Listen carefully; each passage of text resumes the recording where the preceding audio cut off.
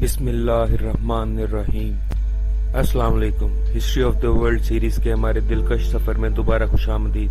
اس episode میں ہم Mesopotamia کے سرحدوں سے باہر پھیلی ہوئی قدیم سلطنتوں کے قابل ذکر عروج کا جائزہ لیتے ہیں۔ ہمارا سفر طاقتور مصری سلطنت سے شروع ہوتا ہے، ایک ایسی تہذیب جو تجسس اور عظمت میں ڈوبی ہوئی ہے۔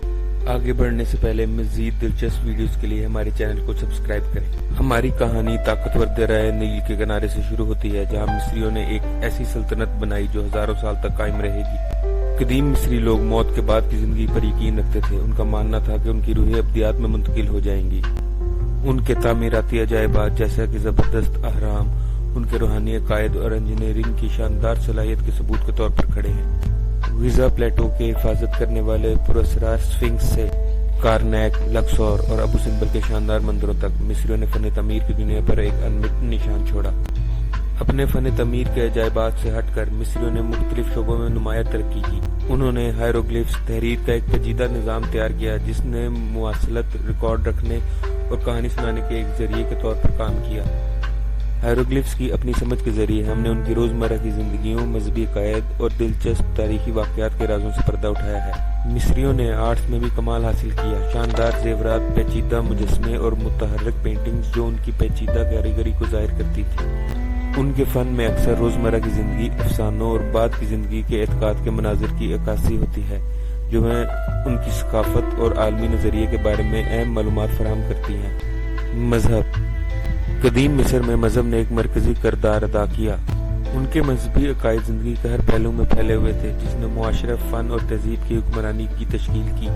ان کے روحانی طریقوں کے مرکز میں مات کا تصور تھا، جو کائنات پہ حکمرانی کرنے والے الہی حکم اور توازن کی نمائندگی کرتا تھا۔ مصری لوگ ایک وسیع تعداد میں موجود دیوتا اور دیویاؤں کی پوجا کرتے تھے، جن میں سے ہر ایک دیوتا مخصوص کردار اور ڈومین سے وابستہ تھا۔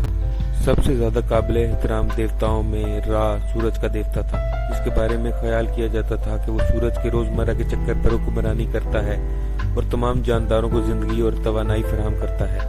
اوسائرس، بعد کی زندگی اور پنرجنم کے دیوتا، نے مصری افسانوں میں ایک اہم کردار ادا کیا۔ وہ قیامت کی علامت تھا اور اسے مردوں کے جج کے طور پر دیکھا جاتا تھا۔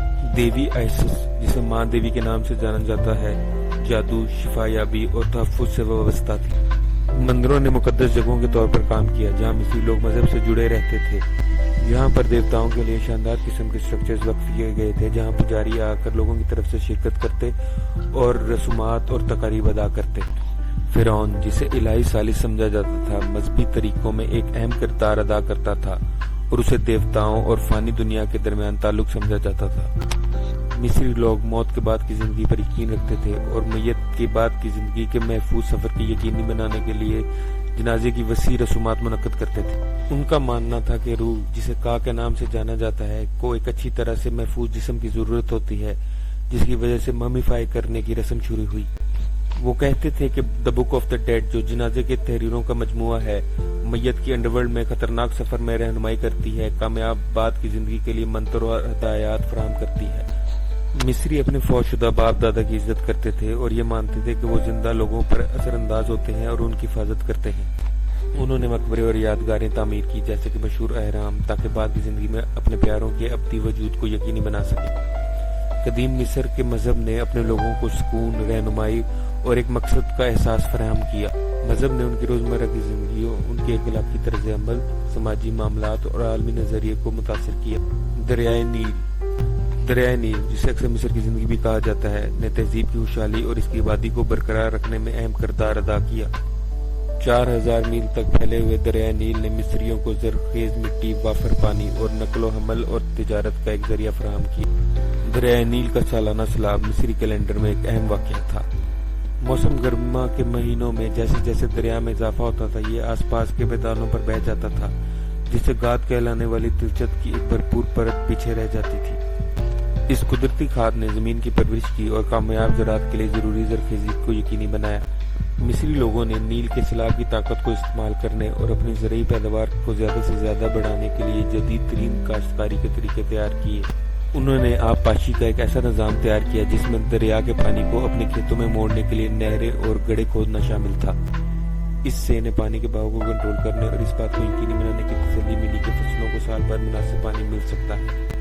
زمین کے استعمال کو بہتر بنانے کے لیے مصری نے فصل کی گردش کا نظام نافذ کیا۔